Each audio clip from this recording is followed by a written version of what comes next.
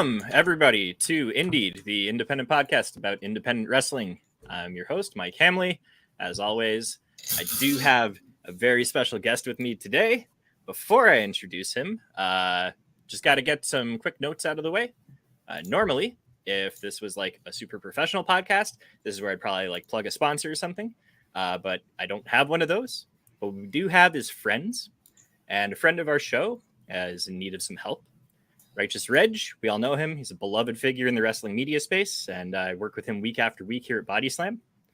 Something, had some unfortunate events happen over the weekend, and his car was burned in the middle of the night.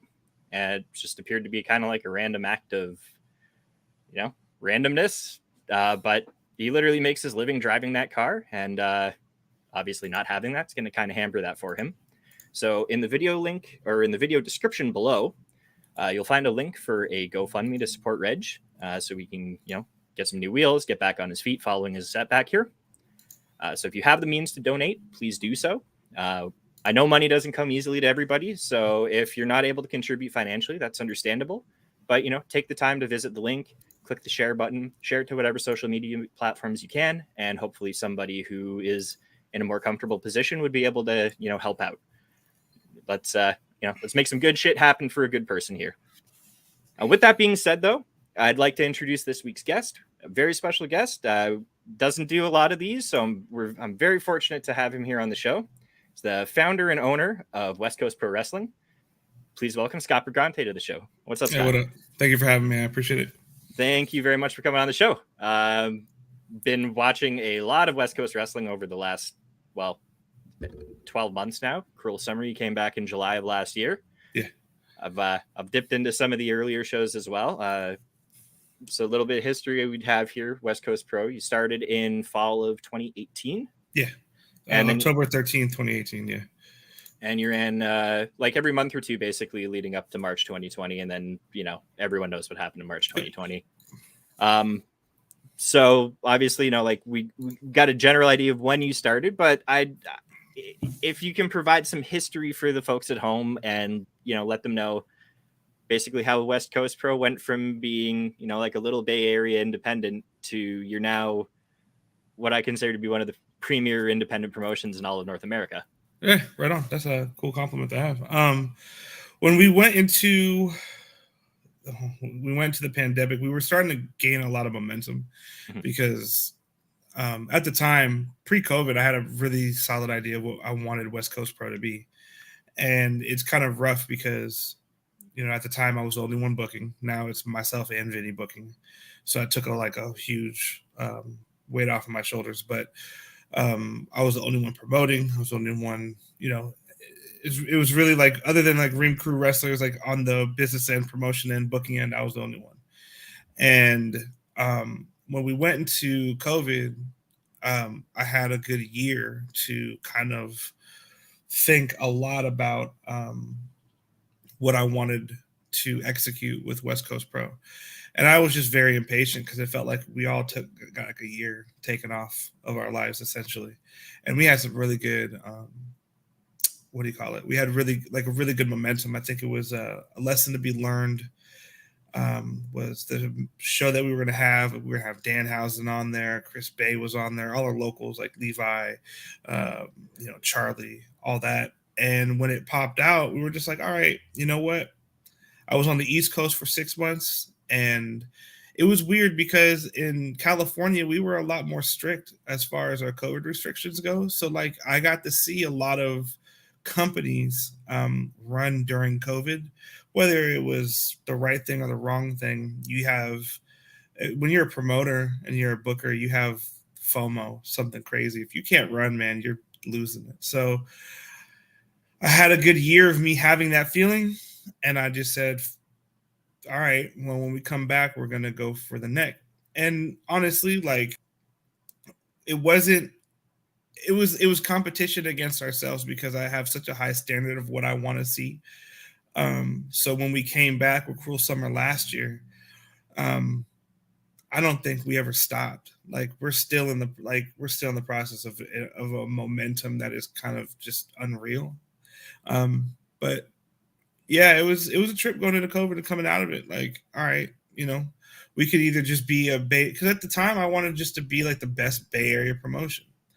And I was just like, the bar's too low. Like, I know I could do better than this. And that's not a knock to anybody. It's just, I want more. I always want more, for all of us. So we did it, like I don't have any sponsors.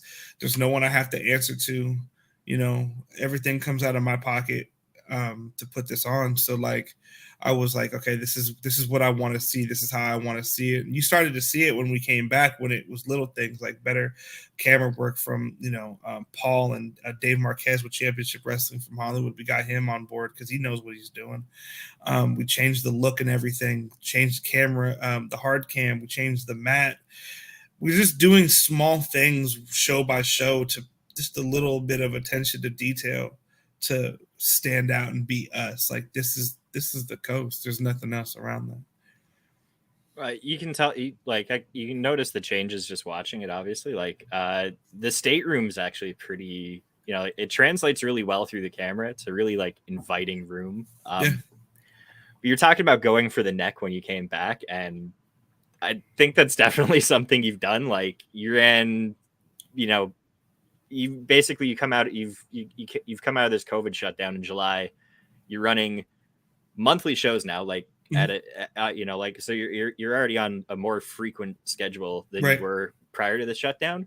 But then the cards themselves are like just some of the wildest things out there. Vinny gets pissed. Like I saw an interview that you did with Bulletcast where you kind of mentioned shout out Bulletcast, by the way. But you kind of mentioned there's no throwaway matches on a West Coast Pro card, and I kind of want to touch on that.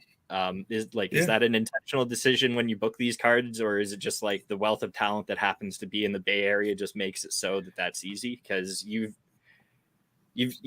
got this really awesome dynamic that happens in a lot of the matches where you have these rising West Coast talents, and a lot of them are really people that everyone should know across the country. Yep.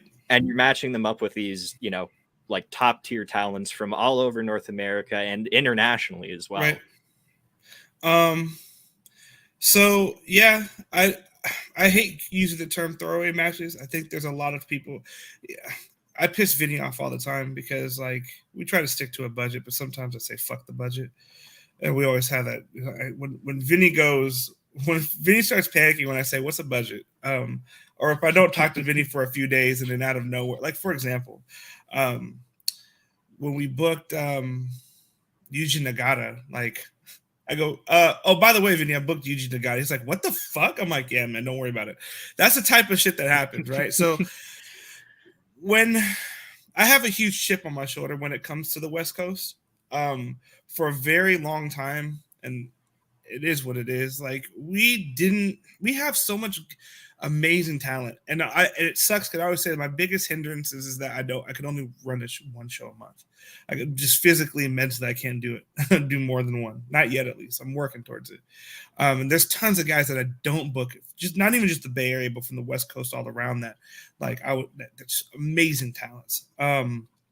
But yes, there was a ton of people that we have locally that I believe that are top tier, and you're starting to see that now because people were like, they knew who Vinny was, but I don't think they really knew his resume and the shit that he brought to the table. Not only just as a talent, but like just behind the scenes, he puts a lot of shit together. There's a little polish that Vinny brings to the table that anything that Vinny touches, you could tell. Like I'm working with Vinny as much as I can while I can, because I really believe that his true calling isn't even his wrestling is fucking great, but I think he's going to be an agent somewhere sometime soon. I hope, at least, you know what I mean? I don't want to work with Vinny a year from now. I'd rather him getting, a good salary, just doing what he does best and putting things together. You have guys like Levi where people, he's been around for a while, but like he's starting to find his groove because he's doing this thing finally.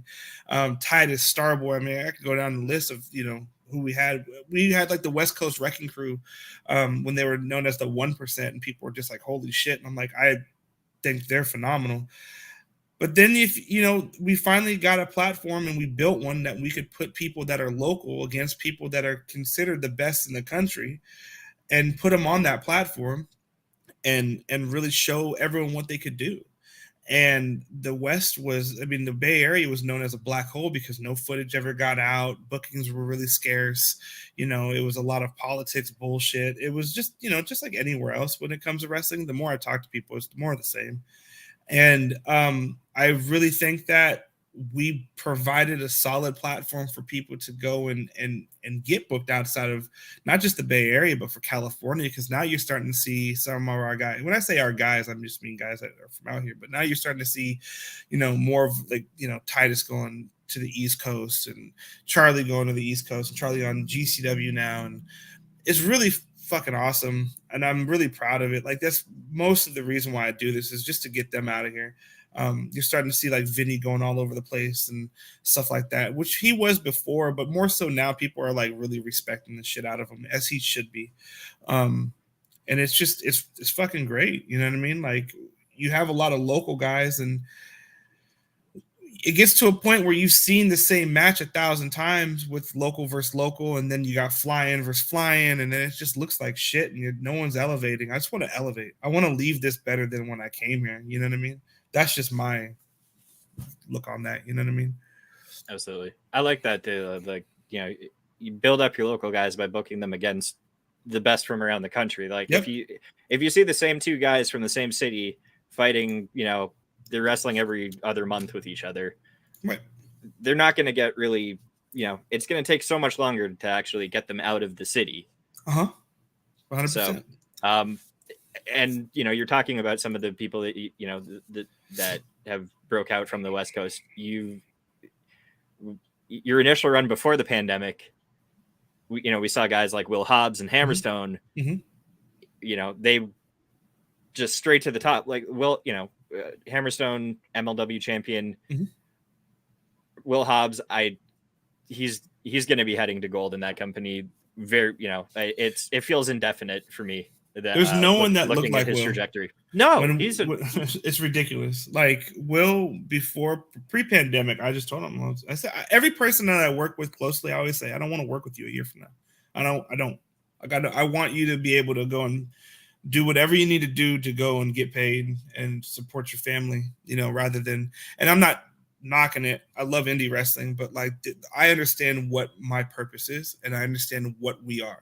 Like, West Coast Pro is definitely one of the best on the indies for sure, but we're definitely a platform to elevate people so they could go and get signed, go to Japan, go to NXT, go to A, wherever. I don't care. I really couldn't care less where they go. I have no alliances or allegiances with nobody. I just want everyone to be able to support their family. But if you look pre-pandemic, absolutely. Before people guys, we had Darby, we had Luchasaurus, we had a ton of people, and I don't take credit for none of it. That's the thing. Like, I'm not one of these asshole promoters that are always like, oh, well, we had and I'm responsible for this. I don't care, bro. Like, you should have the best talent in the country on your card. If you're not, then I don't know what the fuck you're doing. But I really wanted to be able to showcase, again, because it was more of the same, local talent versus the best from all over that we could get our hands on at the time. You know what I mean? So. Oh yeah. So one name I did kind of want to talk about is Starboy Charlie. Yeah. Because we've seen more recent names that you've mentioned, like Titus Alexander. Mm-hmm.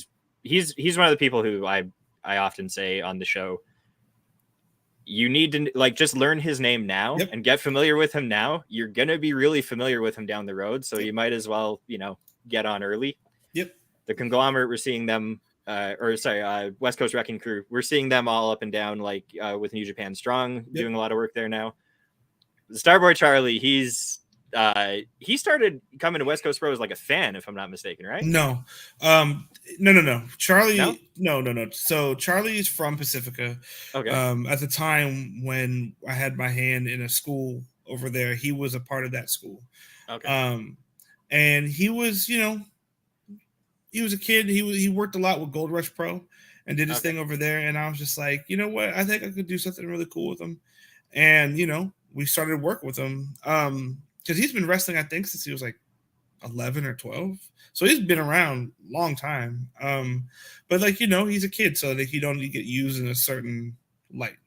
But like when we started West Coast Pro, I think he was started working with us a couple of months in. So he wasn't there since day one, but that matters. But you know, I was like, hey, I really want to work with you, and we're gonna get it cracking, and we did.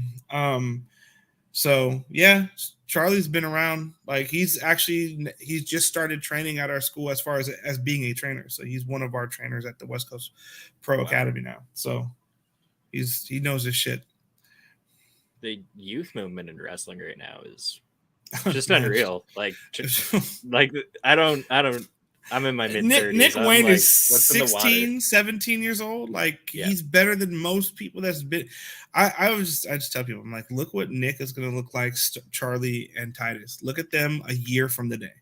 Because I think Nick's wrestling Osprey this weekend and in Rhode Island. No, Providence. Yeah, he's wrestling. Nick, he's wrestling in Providence. You have Titus, who's just building his resume and he's just getting started.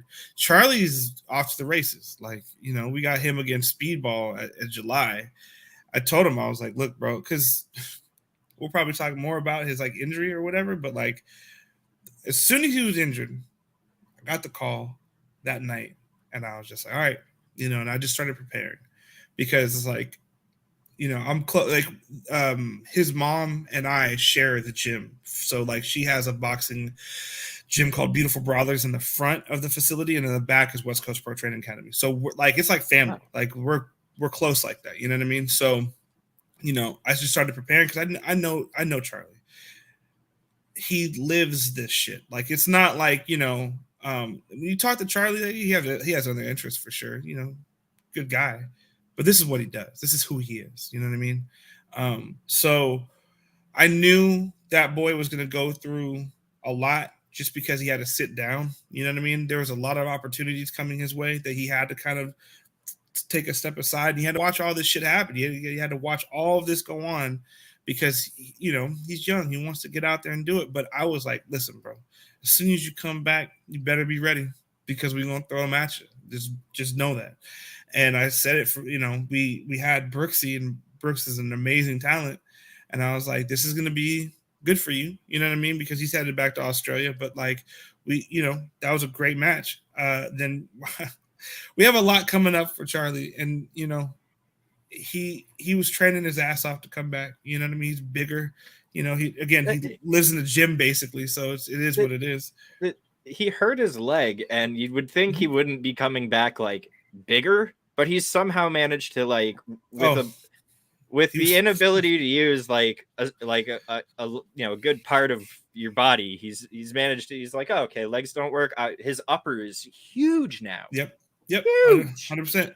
Like I said, we co-own a gym. Yeah, you know what I mean. So if he's in there, he's gonna be, you know, he's dedicated, man. He is. He's a machine. Like when right before momentum's a motherfucker, but like, you know, right before his injury, he was starting to get that stride, but you know, you'll see what type of time he's on. Again, none of the cool thing is about the younger generation for these guys, they're all fucking hungry, man. They're all like not hungry like they're gonna you know, they're selling themselves out. Like, no, they're dedicated. They don't just go and do dope shit in the ring, but they train, they study, they have a good head on their shoulders. I can't think of a single kid that has issues like where it's going to hinder them in the future. The only thing I say that they do is that they just work so fucking hard that at some point they got to relax. You know what I mean? But you can't tell them that. You couldn't tell me that when I was their age. So shit, I can't be mad at them. But that young generation within the next 5 years, it's going to be kind of insane. You know what I mean? Hell yeah. So so obviously we do a lot. We do mainly show recap here, and I do want to talk about 93 till infinity. For but sure. Before we get into that, Cruel Summer is coming up on July 8th. Yep. That would mark this show marks basically 1 year since coming back. So before we talk about 93 to infinity. Yes. Just how do you feel about West Coast Pro's like success and the imprint you've made both locally and nationally over the last 12 months since you've come back? the success was inevitable. You couldn't do what we were doing and not be successful. So that's fine. I'm happy with that. It takes a lot for me to be like, again, my standard is almost ridiculous. It's I'm very proud of what we did. I'm nobody. You know what I mean? I'm just a guy that just wanted to put out dope wrestling. I'm very proud of what we have done in the last year. We have managed to not only just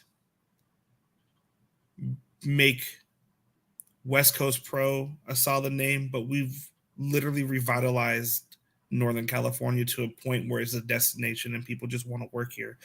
And now people want to run shows here, because before it was just like, who cares? It's, it had no significance whatsoever. There was some cool shit going on, but like you wouldn't know about it unless you were from here, and it was a very like niche thing.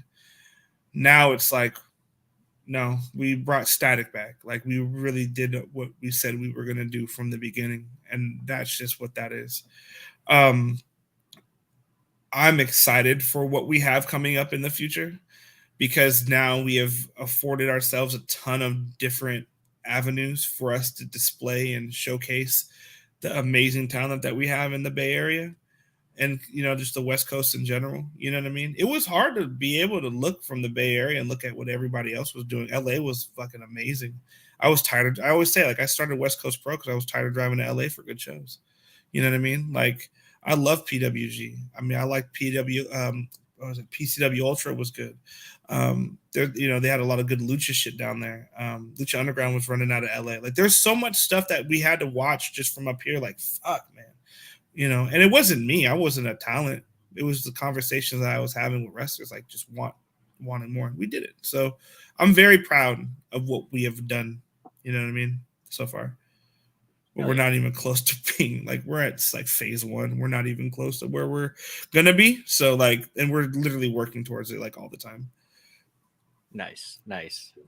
Well, let's get into this card here, because this show was just off the rails insane. Cool. First of all, I want to shout out your commentary team. We had James Kincaid, Veda Scott, Jay Rudo. Yep. These like the oh god, what's the word? The synergy. Thank you. Yeah. They play off of each other so well. Like James is phenomenal. Jimbo, I love Jimbo. Like one of the most amazing people I know in wrestling. Brings his own style of commentary and makes it work. You know what I mean? Veda, I hope to God, I love women on commentary. I think, we had Alyssa, and Alyssa is phenomenal too. You know what I mean? We were always, when we first did West Coast, if you go back pre-COVID, she was doing color commentary by herself, and she was doing an amazing job. Veda needs to be signed. I do not want to work with Veda 1 year from now, because I want her to tell me she can't work Fridays. Like, I'm telling you right now, she is phenomenal. Jimbo too. Like, he does championship wrestling from Hollywood and Atlanta. I know he does Circle 6 and he does Prestige. I'm very happy that his name is starting to spread around. He's great. And then Jay Rudo, he's one of our students at the academy. We already have him on commentary. So he's doing his thing. He's finding his voice. He's finding his stride. I'm incredibly proud of what he's been doing. He's put the work in. He comes into the class. He does his thing. He's learning from Jimbo. He's watching, he's color commentating, and he's bilingual. So like, we have some opportunities coming up where he's going to be able to, it's going to be interesting what we have coming up in the next couple of months with him specifically. But our commentary team, and take it however you want, is the best on the indies. And there's a reason why you see Veda everywhere. There's a reason why you see Jimbo everywhere. And I was like, well, I'm bringing them both and then bringing them together. Jay being their best color commentating or best commentary team on the indies. If you feel bad about it, go argue with somebody else. I don't care. But I'm very proud of how they make us look in that aspect. No, I'm not going to argue with that. I think it's a fantastic team. Broadcasts are always, it doesn't, like, you don't have any of those like awkward moments where they're like finding chemistry or something, or no one misses a beat. It's great. So moving into the show itself, we had D-Rogue taking on RSP. Yes. We did see D-Rogue come out with the win over a very bloodied up RSP. But RSP kind of got the last laugh here with a nice, getting attacking D-Rogue after the match. Yep. So I saw some discussion between Rogue and RSP on Twitter later that night and into the next day. They'd be talking shit to each other. Yeah. Someone had suggested a death match, and I'd noticed a tweet from you replying to that mentioning we might have a venue for that. Yeah, we do. We have this is, some people didn't know this. I love deathmatch wrestling. I'm an FMW shirt and a leather face hat. I love deathmatch wrestling. I just, just because I love work rate wrestling and, I love wrestling. I don't know how else to say this. Like, when I say I like wrestling, it's not saying like, oh, I just like technical wrestling or I just like the flippy shit or I like lucha. No. I like wrestling. Okay. So that includes deathmatch. If you saw that we were bringing in Hoodfoot, Akira, all them guys, I was pissed off for a minute because everyone says like, oh, deathmatch workers can't work. I'm like how they can't. Like, okay, like you're telling me Masada can't work? Do you know who trained him? You know what class he was in?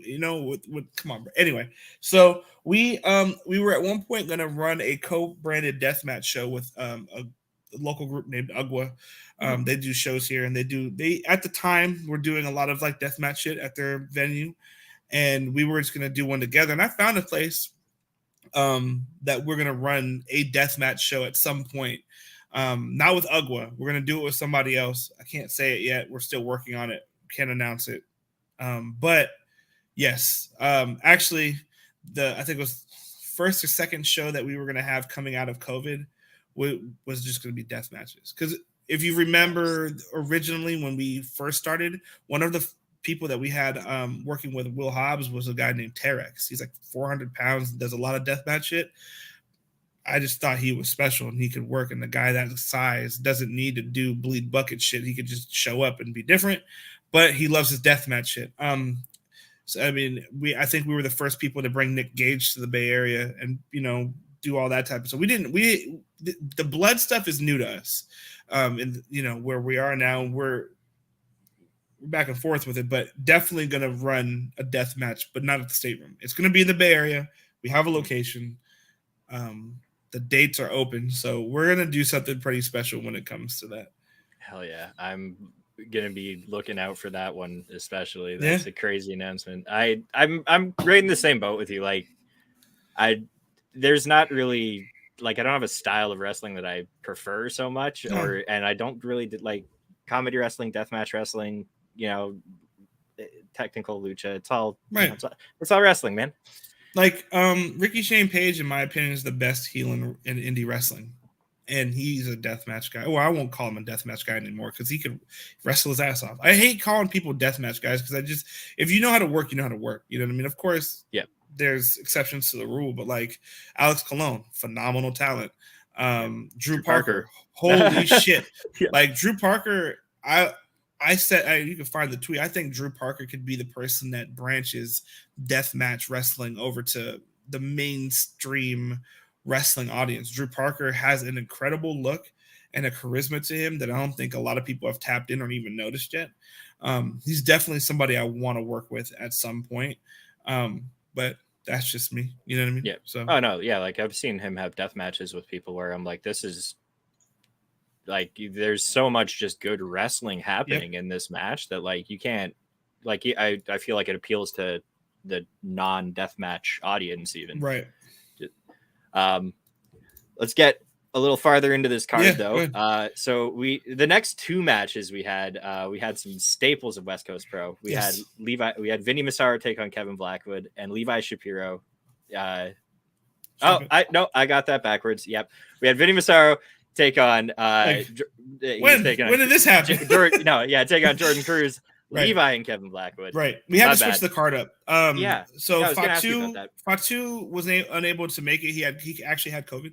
So he was not able to come to the show. So we just switched it around. It was supposed to be Vinny versus Nick.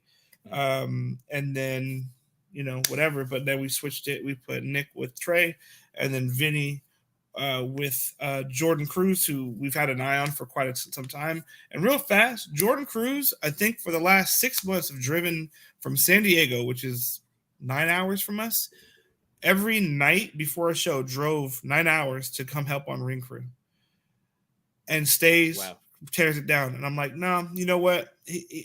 We had a spot because I'm very much like I book shit out 3-4 months in advance. You know what I mean? So once things are set, they're set.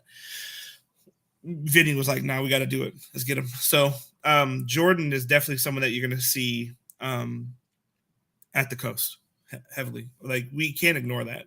I think that there's a lot of great opportunities that we could have with Jordan. You probably have seen him with, Championship Wrestling, and I think he's up with Without a Cause up in the Pacific Northwest. But he has an incredible look too. Like, he's a great looking kid. Yeah. So we're definitely going to be working with him in the future. That's awesome. That's awesome. How much notice did you have for shuffling things for this? So doors were at 6. Call time was at 4. I got the text at. Where are we? Man, seriously. This is, well, because what people forget is that go look at our cards, right? How many times have things happened? Usually it's like I find out 5 a.m. You know what I mean? This was 2:30. 2:30. And we just swapped it around. You know what I mean? So they just they're looking at like about 4 hours roughly to kind of get their match together before the start of the show. Absolutely. Which they're professional wrestlers, bro. Like they know they've done more with less. So yeah. I'm not worried about that. There's a certain standard they know that we have here, but also at the same time, I'm not gonna spaz on nobody. It's just what it, like when you come to the coast, bro, you know what time it is, man. Like people have an expectation. They know the platform. It is what it is. Like, they know what to put together. It's fine. Like, I'm not. That's the last thing I'm worried about, because that's what Vinny excels at. You know what I mean? I tweeted something similar to this, but like, I'm firmly of the belief that like if you had to shuffle a mop out of the closet, Vinny would be able to have a good match with it. there's Hammerstone, Vinny Massaro, Speedball Mike Bailey. If you manage to have a bad match with those three, UPS is hiring. I don't know. I don't know if it's. I don't think it's possible. I've not seen it. I love Alex Hammerstone. Yeah. I have not seen a bad match he's had with anybody. Vinny Massaro, that guy, I have learned an incredible amount about this business through him. It's biased. I don't care. I'm not afraid to be biased. Find a shitty match he's had in the last year. And then Speedball. I don't even have to say anything about Speedball. So. Oh yeah. Levi though, he took on Kevin Blackwood. Yeah, there you go. Yeah. Kevin Blackwood that's one of my favorite dudes to watch at the moment. Yep. Just like I'm it's no secret around here. I like me some hardcore punk. So like aesthetically, no pun intended, I do vibe with him quite well. But then also his style is just gnarly strikes, wicked wicked technical skills. Him and Levi had a fucking super. Blackwood to me is the reincarnation of Perry Saturn. You know what I mean? That's and I hate comparing people to people, but like if for the general audience, like Blackwood is just a phenomenal talent. We have a lot of love for our Buffalo folks. Like we adopted Blackwood out here on the West Coast. Garcia too. Garcia's the homie. Yeah.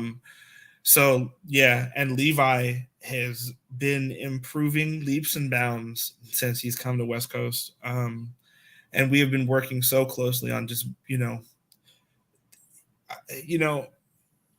about a year from now, Levi's going to be one of those names, you know what I mean? That people are going to, I think right now, Levi's just showing people who he is. And I love that because he has a chip on his shoulder. And I resonate with that. So anybody that I do things out of spite. I'm a petty person, bro. Like half the reason why I'm doing West Coast is because someone told me I couldn't. You know what I mean? So Levi is very much in the same boat. And I think putting those two together was phenomenal. I think they had a good match. I think it added to their resume of who they are. A lot of people are like, well, I don't know who's heel. I don't know who's face. Sometimes people just want to see good wrestling between two athletic people. And that's what we do sometimes. You know what I mean? We're only been around for less than 5 years. We're establishing people that don't know who they are. You know what I mean? We're establishing people only on a month basis. We don't have a weekly show. You know, we just started doing promos and segments and shit like that. So people started getting to know it now. But sometimes we're just going to throw two faces together and, you know, see how it works. Two heels together, see how it works. Just to give an idea who's a bigger asshole. You know what I mean? Shit like that. Or how does two faces, how much does this guy want it more than this guy? Sometimes it's that simple. You know what I mean? Don't overcomplicate wrestling. You know what I mean? At the end of the day, it's two people going in there. It's who's the best wrestler in this match. You know, like they're you don't need to add everything to it all the time. For sure. I respect that. Next up, actually, before I move on from Vinny and Levi, you mentioned the school too. Like, how important has that been to building West Coast Pro Wrestling to also have pillar? It's pillar. Because there's a lot of guys that come down there. I mean, you'd be shocked. I mean, so we don't always advertise who's there. Mm-hmm. You know, for a good reason. Like, there's high profile people that show up that you just don't know about. You know what I mean? But then, you know, it gives a lot of our guys a chance to see certain people on a level, learning from them, breaking things down. We've had Alex Zane do a seminar. We've had Chris Hero do a seminar. Speedball did one it started at like 6:30 and it stopped at midnight. Speedball is a fucking professor of this shit. Like, he's really good. But the school, learning from Vinny, learning from Levi, now we're learning from Charlie. I have no idea, because, you know, Vinny trained, he's old school APW. So like he was there when it was a factory. You know what I mean? So he trained a lot of guys that you would be like, oh, like I remember before the show, we were all talking and some of the guys were saying like, do you remember such and such from King of Vinny's? Vinny's like, yeah, I trained him. And they're like, what? And I'm like, I go, Vinny, you asshole. You got to let these people know who you are. You know what I mean? Vinny's very humble, bro. He's too humble. I hate it. I don't like it. I don't like it at all. Like when I tell people like Vinny wrestled Masawa, they're like, what?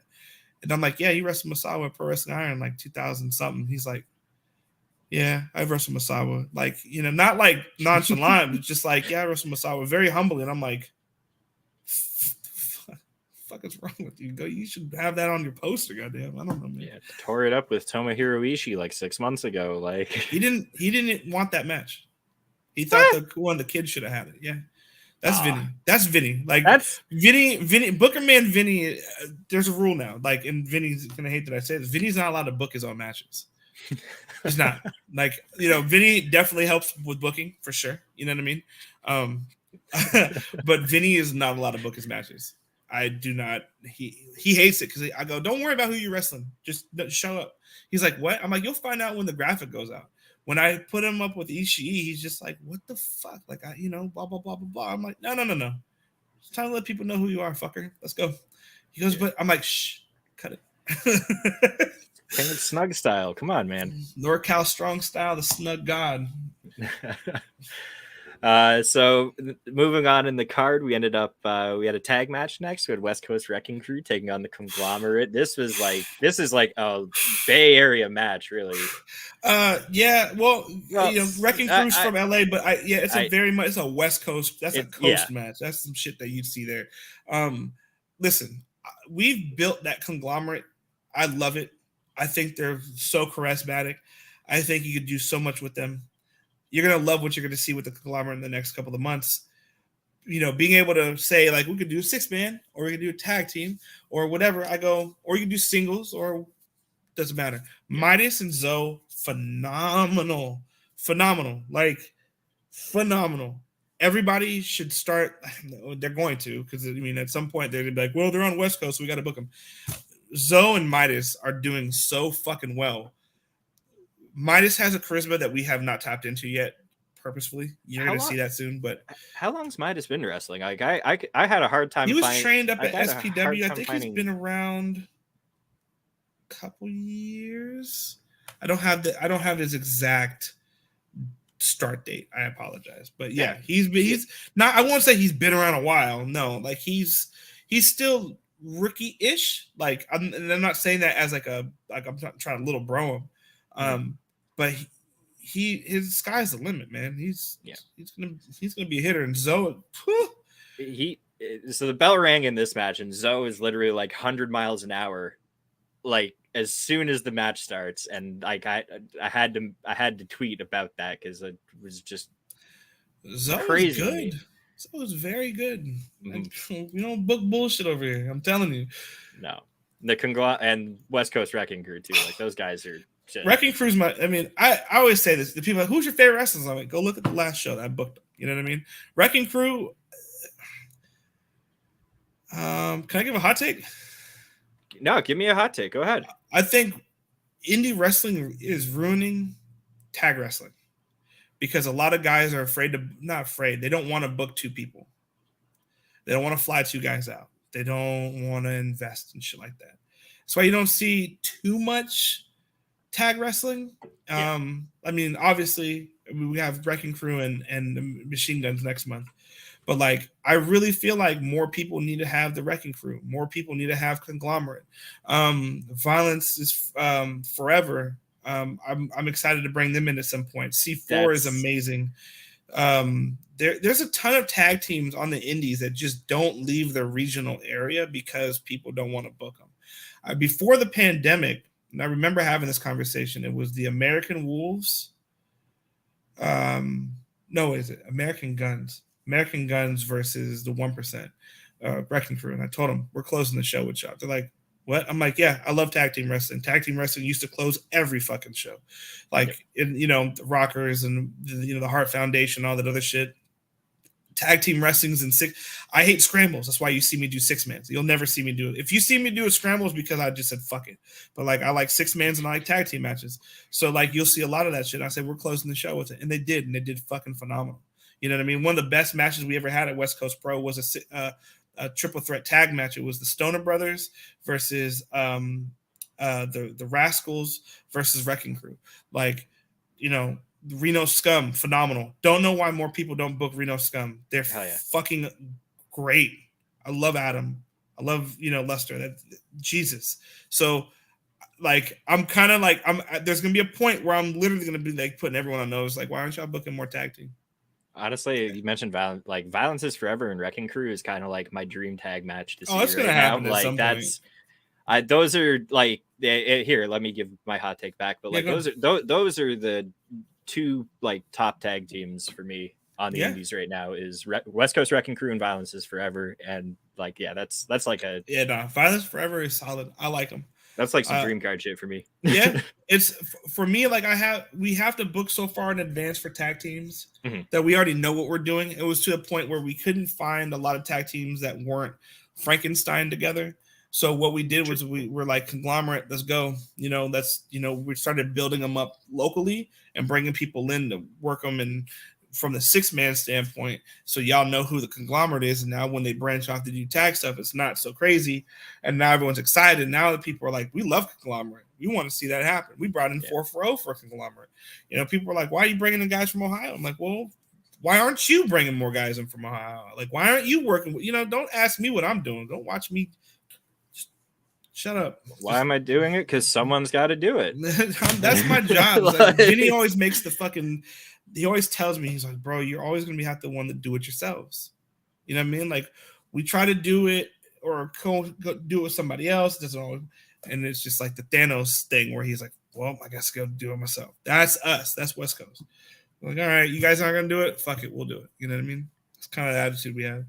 Firm believer in the if you want something done right, do it yourself rule. I'm tired. Yeah, there is the other side of the coin with the right. Got to do a lot, but let's get into the next match on the card. Though this was the Bounty Hunter Brian Keith versus Titus Alexander. And Brian Keith needs to go to listen. I don't care whoever needs to hear this. Brian Keith needs to go to Noah, DDT, somewhere in Japan. Brian Keith is one of the best in the country. Please listen to me when I tell y'all this. If you have not booked Brian Keith on your fucking show, you are fucking up. Brian Keith is a phenomenal wrestler. He is too good to just be stuck in the United States. He needs to go over to Japan. And when he goes to Japan, I promise you, then everyone's going to be holy shit. He's Levi and Brian, 100% got to go over there. Absolutely. Brian Keith, phenomenal. Absolutely. So he's taking on Titus Alexander, who's Titus? Guy stinks. Yeah, right. I've definitely never at any point on this show said that's a name that you need to start learning now. Titus Alexander is literally, people always say, I'm the future. Blah, blah. No. Titus is literally that. You know what I mean? If you know, people are like, he is, if you knew who his dad was, you'd get who Titus is. If you don't know who Titus's father is, this guy named Big Ugly. Rowdy Piper's favorite wrestler.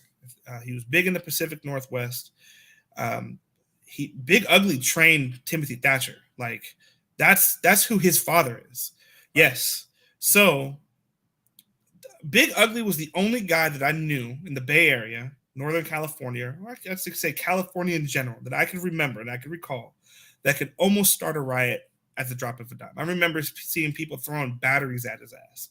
That's his dad. So when you look at Titus, you're like, oh, he's a baby-faced kid. Why is he a good guy? Know who his dad is. Know what he comes from. Shut the fuck up. I'm trying to tell you. It works. Titus is fucking great. There's no one else that I could sit here and tell you, like, he stood up with the best. You know what I mean? Brian Keith, same thing.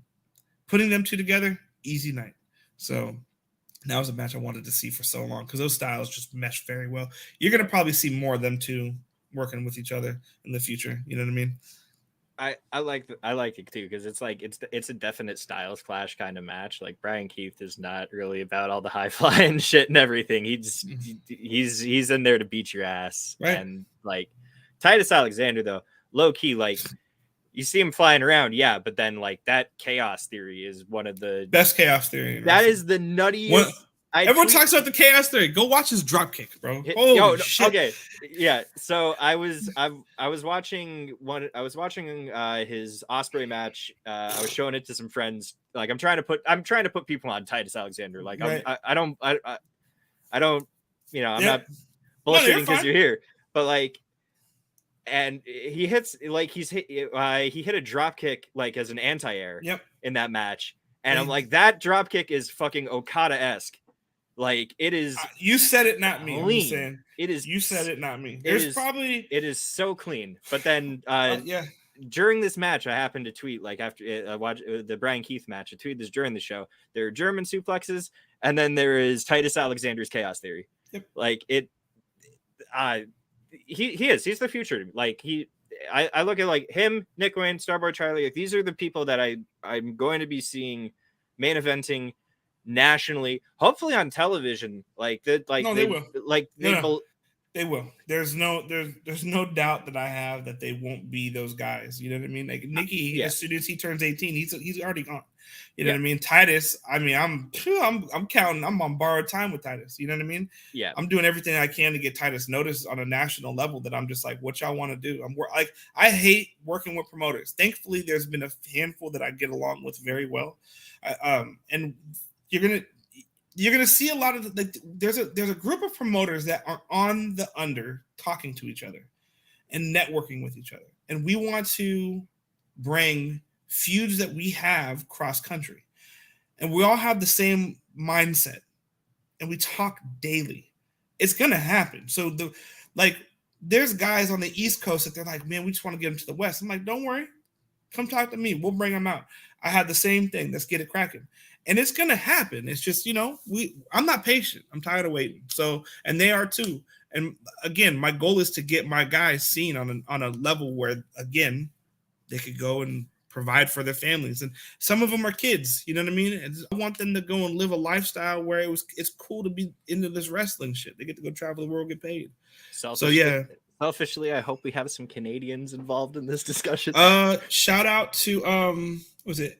It's up in Vancouver. Okay. New. Yeah. All right. Yeah. And then we've talked. Did you see that tweet? I gotta go look for it. Well, just know that Vancouver's on the western coast of Canada. Yeah. Yeah. we're I gotta get my we're- passport. I'm on the east coast of Canada. I know some. I definitely know some names here too that are For sure. Oh man, but Garcia and Black would definitely put me onto a lot of names from that, from that side of the world. C4, yeah, C4, up in the C4 when area. I think of Canadian, no disrespect to New, when I think of Canadian wrestling, it's C4. Yeah, C4. absolutely. I just want, look, man, it's been a while since I've been able just to go to a show and not in a working capacity. I would love to go to a C4 show. I would like to go to a Limitless show on the same weekend that there's a fucking C4 show. I think Limitless does an amazing job too. C4 is like 6 hours away from me.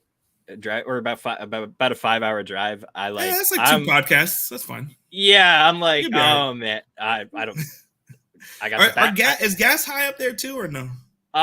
Okay, so here's the thing. Like, I actually don't drive because of the back.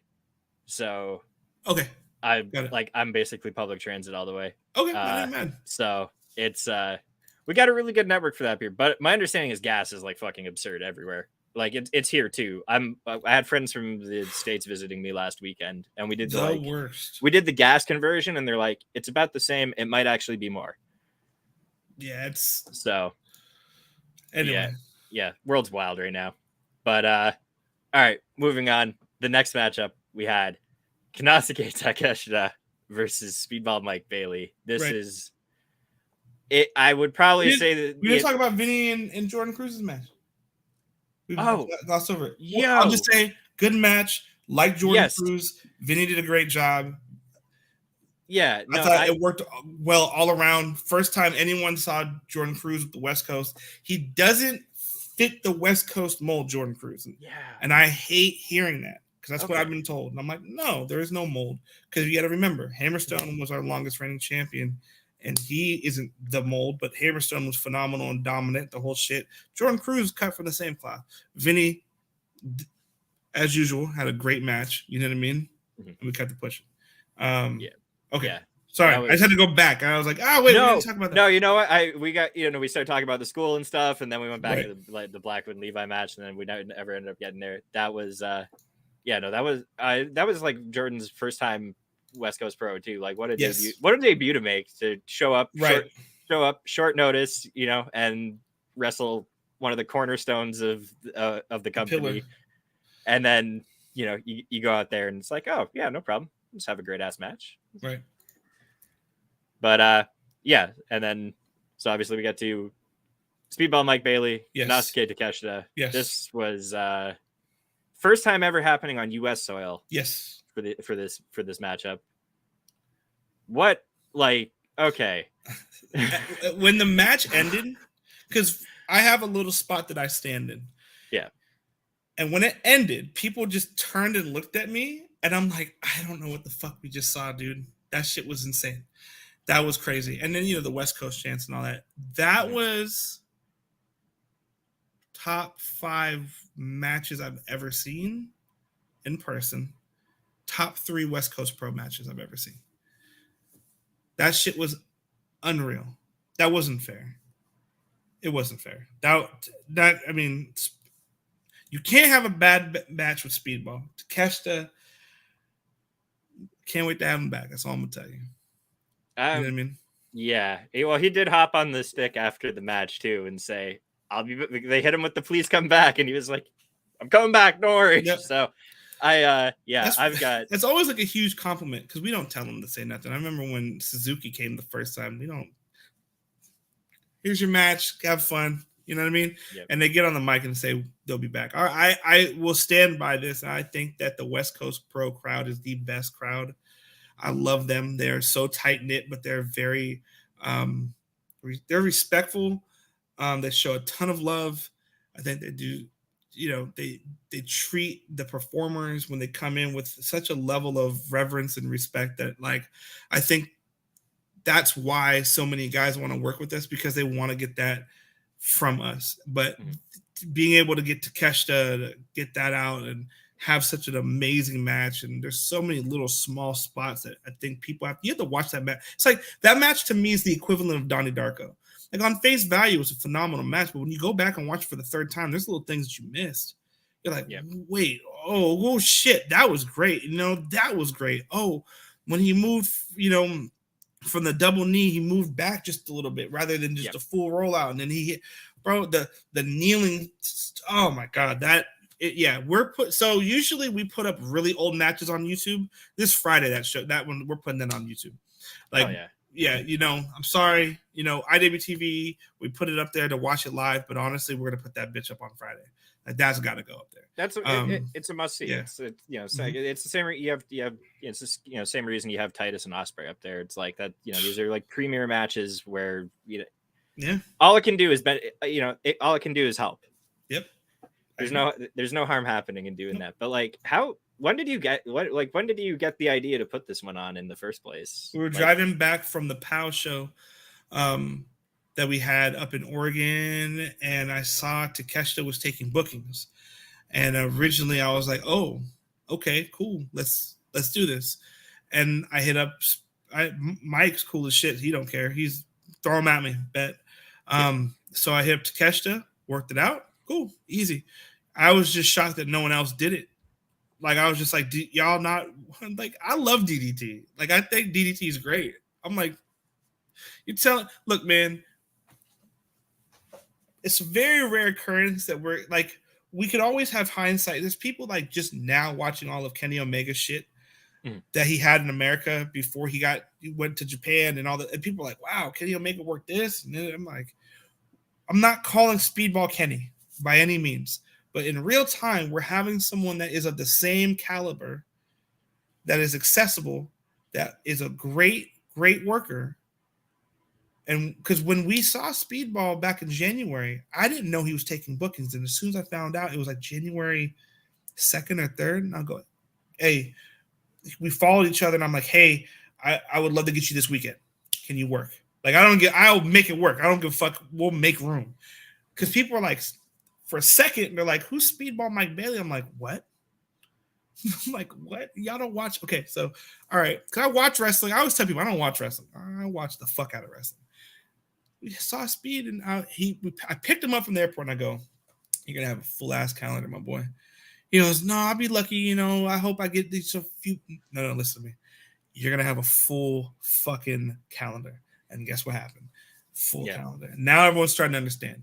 To be able to have Takeshita in the States and to be able to have Speedball in the States, same time, and I was the first one to do it here, I was like, yep. This weekend, Lee Moriarty is wrestling Takeshita. Prestige, but that's a good segue, matter of fact, because I'm going to put it out right now. I'm going to tweet this. Oh, shit. I told you I was going to give you an exclusive thing, right? We have a scoop. As of right now, and I'm going to put it out, we have the West Coast Cup on the 18th and 19th of August. Not Speedball. Lee Moriarty is officially an entrant. Oh, shit. Lee Moriarty will be a part of the West Coast Cup. He is our second entrant. The first one was Masha. Lee is this one. I'm literally tweeting this right now. Well, you heard it here first. Thank you, Scott, for that. Yeah, no problem. I told you I was going to give you something. Tiger style in the West Coast Cup. Holy shit. I've been waiting to work with Lee again. I love Lee. He's good people. Fantastic wrestler. Yes. Yeah. Seems like I haven't had a chance to interview him, but he seems like a very very nice, down to earth dude. Oh, dude, his TLO on IWTV was really I love good Lee. To watch. Such a actually nice, humble person, bro. Like, really good people. Anyway, there you go. Lee Moriarty, West Coast Cup, done. Anyway, back to Speedball and Takeshita. We could sit here and talk about this match for an hour. I implore everybody to go and anybody that saw that match will tell you it was a great match. I know it's normal for us at West Coast. Whenever we have a show, there's always a match of the year contender. I get that, or a candidate. This one is really that one. Like, that's a notebook match or whatever. I would strongly suggest IWTV.live. Go and do that. If you do not have the means, if you're up in Canada, you don't have IWTV or all that other shit. Okay, we got it here. Friday, we will be putting that up on YouTube. I'll probably put that tweet out later on today. Nice. But please just watch that match. Fucking good match. Insane. And IWTV definitely available in Canada. Cool. Very, very active subscriber here. So yes. Yeah, we didn't have I kind of touched on this before the show, but like we didn't have live events with attendance, at least in the province of Ontario, until like March of this year. So the entire whole pandemic, things were a lot different in like different areas of the United States. So I've been able to watch a lot of wrestling, and because of that, like I've grown attached to like all these American promotions that I'm probably never going to be able to afford to go out and see. But like, well, I mean, but look, like, what? Yeah, it's possible to get you here if you want to do it. It's a tax write-off. But like what West Coast, like West Coast Pro is something like I found last summer, and I was actually stuck in my bed for a couple months with my back. So like I've watched the back catalog of so many promotions. Yeah. And it's kind of the thing. Like what West Coast Pro is something that's stuck with me since then. It's like a monthly. Okay, I know when the show is. I like that. That's what I'm doing that night. For you're on at 10:00 for me. So right. It's really cool to know that we are. For a while, I just kept my head in the sand and just kept it pushing. Mm-hmm. And Vinny's like, dude, no, like we're really. I'm like, hey man, I just gotta get this next show going. Like I don't. You know what I mean?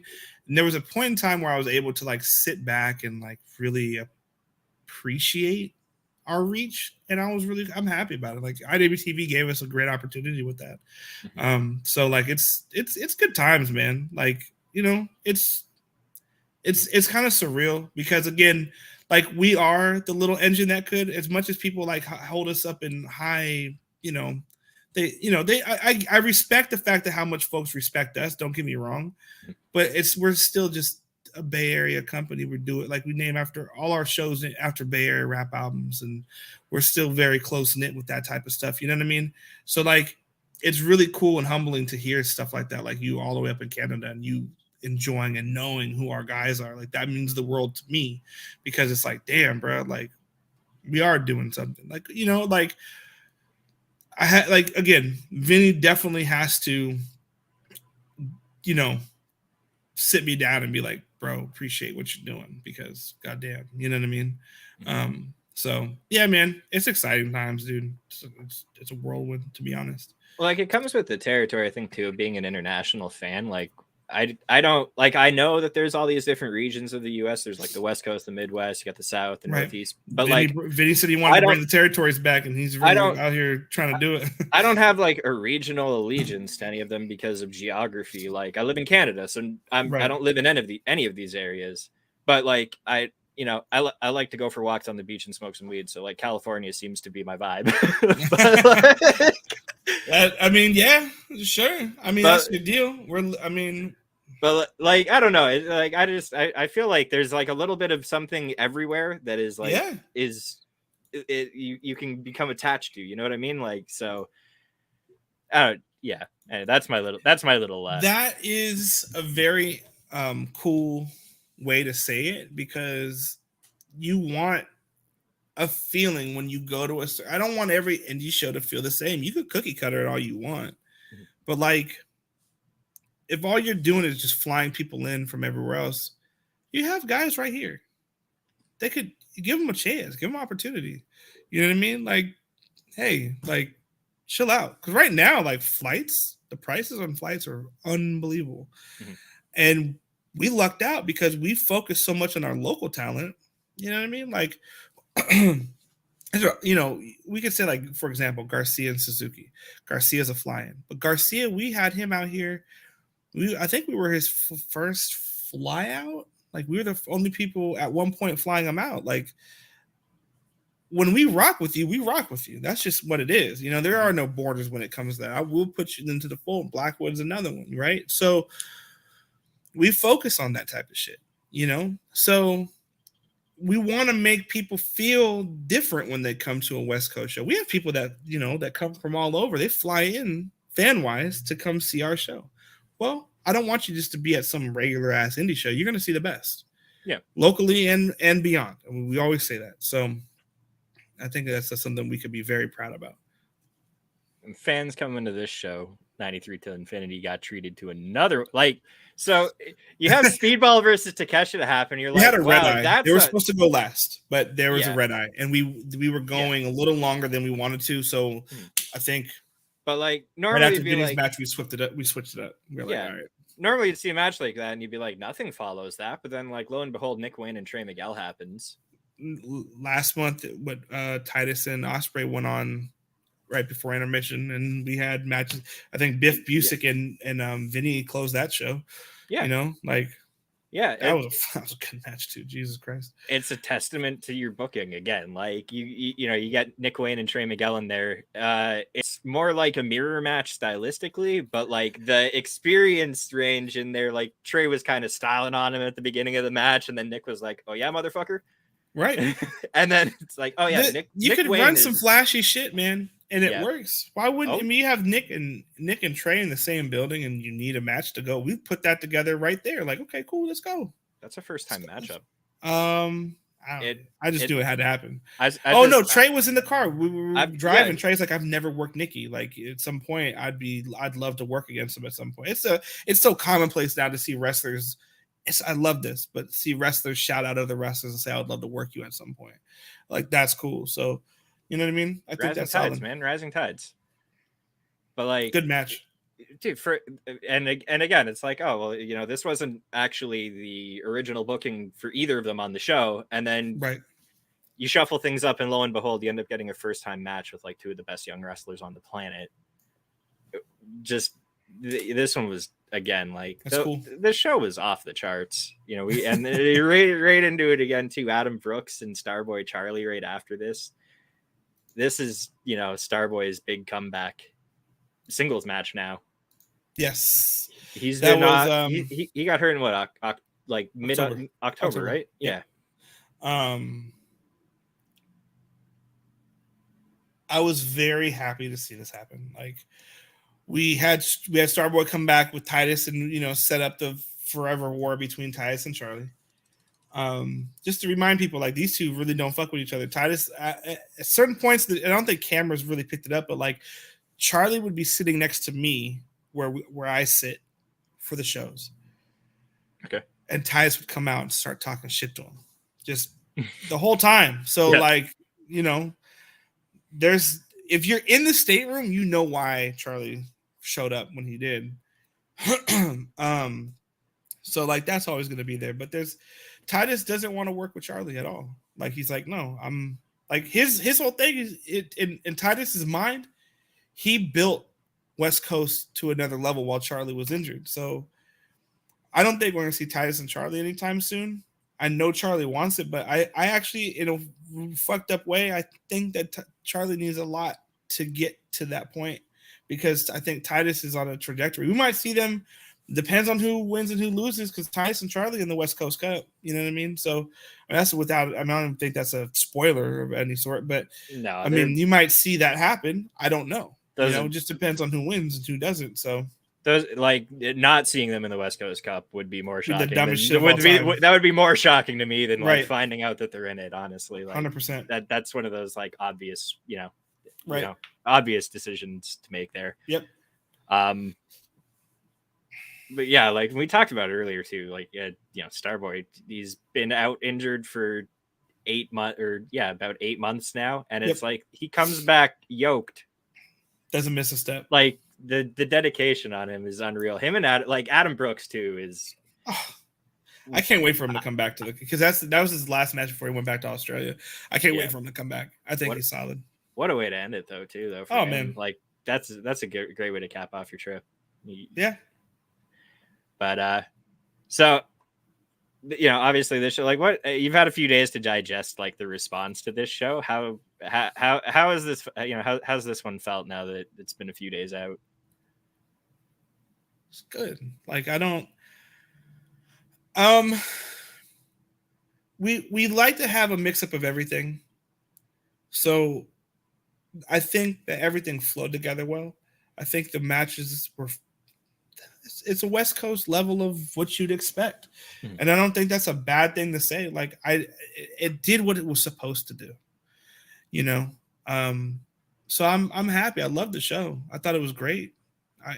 Like everyone's focused on Takeshita and Speedball. Go watch the match 4 or 5 times. Do that. Go watch the other guys. There's like definitely like our local guys are like you've said it. They're going to be the people that you're going to be talking about in the next couple of years. I'm very excited for the next show because of this show. I'm excited for the next show because now we get Speedball and Charlie wrestling each other. That is going to be one of those matches. We got ACH coming in to work with Nick Wayne. That's going to be insane. We have Jack Cartwheel, who is debuting on West Coast Pro, working with Titus Alexander. And Jack's from Sacramento, so he's a West Coast kid. And, I think they've only wrestled one time at UGWA. Now we get to see that at the coast. Motor City Machine Guns and the Wrecking Crew. That's going to be one of those matches, man. I think from top to bottom, we're going to have a really good show. You know what I mean? I'm excited. Zeta Zhang and Masha's announced for that one as well. That's like, whoa. Yes. I'm like I said, every match, there's a good reason behind them. Every match I'm excited for. If I'm not excited about it, I won't book it. If I'm not into it, it won't happen. You know what I mean? So, like, everything that's on there, there's been enough conversation about every single match that we're like, okay, good. This is what we want. We're not faltering from it. This is what we want. This is what we expect. This is our standard. You know what I mean? I love Masha. I think Masha is the best women's wrestler in the country right now. Signed, unsigned, don't care. I think Masha's the best. I love to see what she's doing. Billy Starks is definitely on the come up. I loved what I saw from Billy. Again, that's one of those. She should not be excluded from that conversation of the kids that are in wrestling. She's definitely up there. And then we got that. We got the West Coast Cup coming up. We have our 4-year anniversary show in October, and then we're doing King of Indies in November. It's a very big year for us. I thought last year was a big year for us. This year is a big year for us. Every year is going to be a big year for us if you're doing it right. But yeah, to circle back, I'm very happy about our show. Like I said, that show gets me excited for the next show and where we're going with that. Jacob Fatu's our West Coast Pro champion. He's going to be working with Tom Lawler. That's going to be a heavy-hitting ass match. Looking forward to that. And Kevin Blackwood and Davey Richards Part 3. This is going to be the third in the trilogy. It's going to be a solid match too. We have stuff all over the place, man. Like, you're going to get all flavors when you come and rocking with the coast, bro. I'm happy. There's a couple names you mentioned back there. One, Billy Starks. I got to address this real quick because I had a tweet out that I have to put a tweet out to, but she was going to be our guest next Tuesday on the show. Oh, nice. I'm having dental surgery next week. So okay. I got to reschedule that one. So that this is me announcing. I haven't put a tweet out about this yet. So I'm working to reschedule that one. I unfortunately had to cancel it because I'm getting my mouth all cut up on Monday. Right. So Tuesday interview, not going to probably do good for me.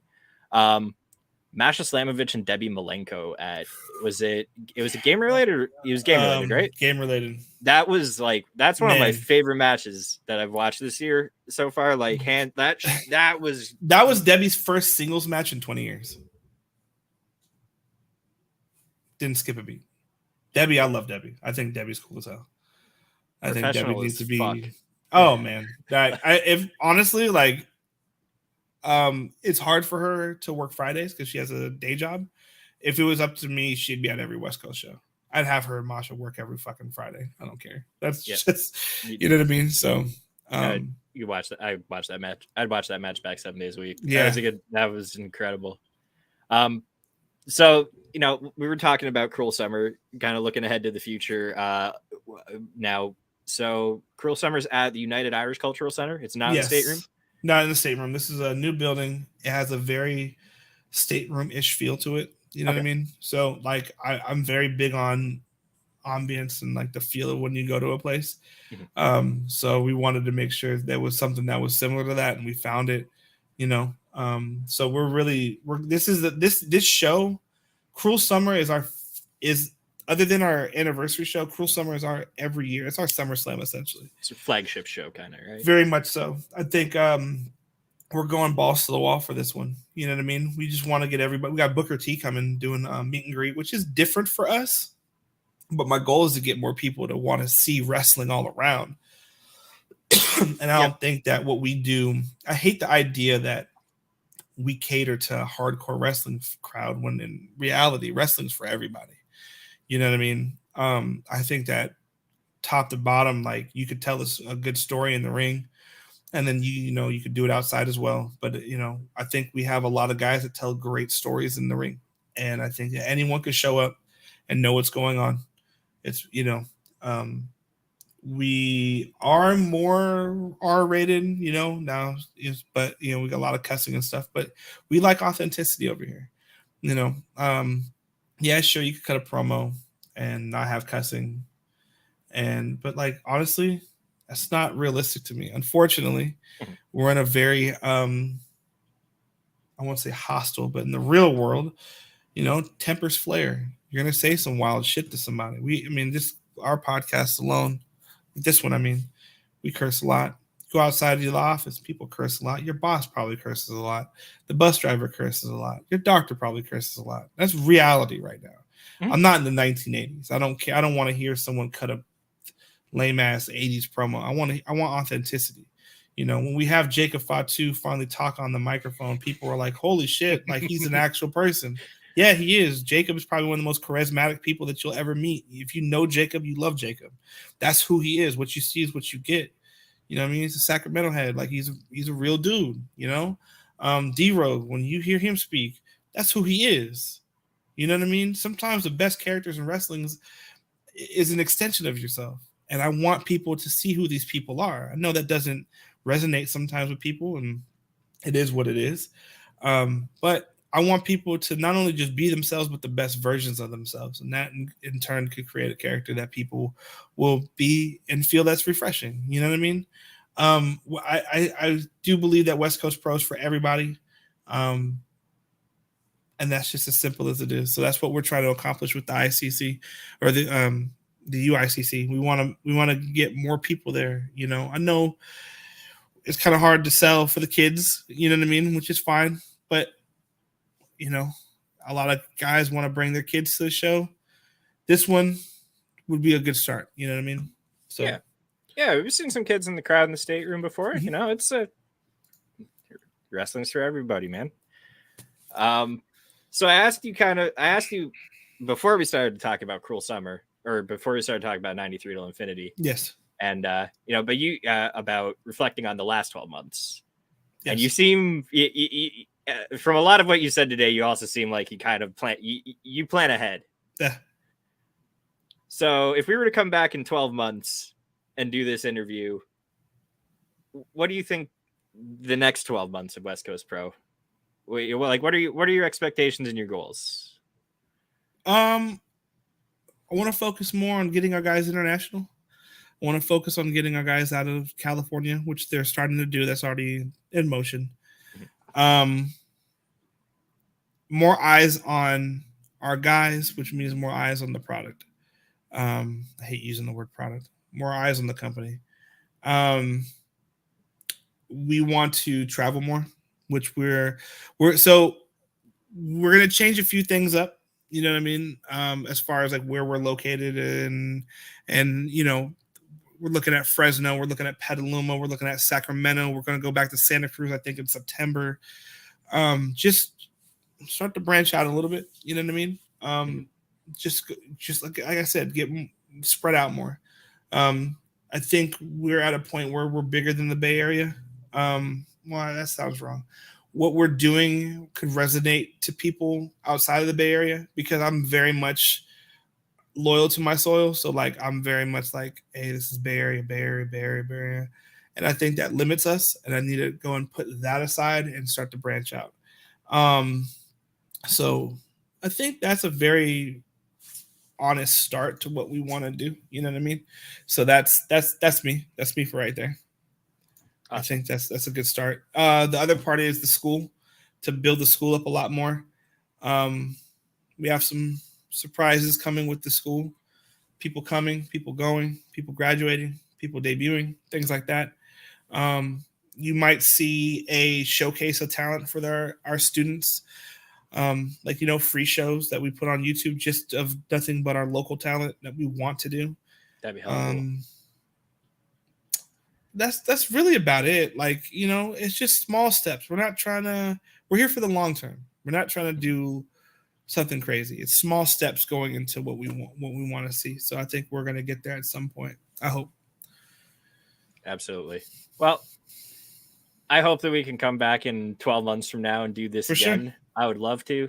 And I'm fairly confident in saying that I don't think there's going to be any trouble with you accomplishing all that and then some on the trajectory you're on right now. Appreciate it. But yeah, like, so, wrap things up now. Let the people know where they can find you, where they can find West Coast Pro Wrestling. Yeah. Follow our Twitter. It is WC Pro Official. That's our Twitter. West Coast Pro Official on Instagram. Just run that. I mean, don't follow my personal account. I don't do nothing but talk shit. Make sure that you're checking out the school. If you ever wanted to be a professional wrestler, you wanted to be a manager, you want to learn about the business behind the scenes, see how this thing works. We have a school in Pacifica, California. Semi-pro and pro days are on Mondays. Tuesdays and Thursdays is our beginners class. Everyone is welcome. We want to get people into wrestling. We want to make wrestling dope again. You can achieve it if you put in the work and the time. We have Vinny Massaro, Levi Shapiro, and Starboard Charlie as our 3 coaches, with Vinny being the head coach.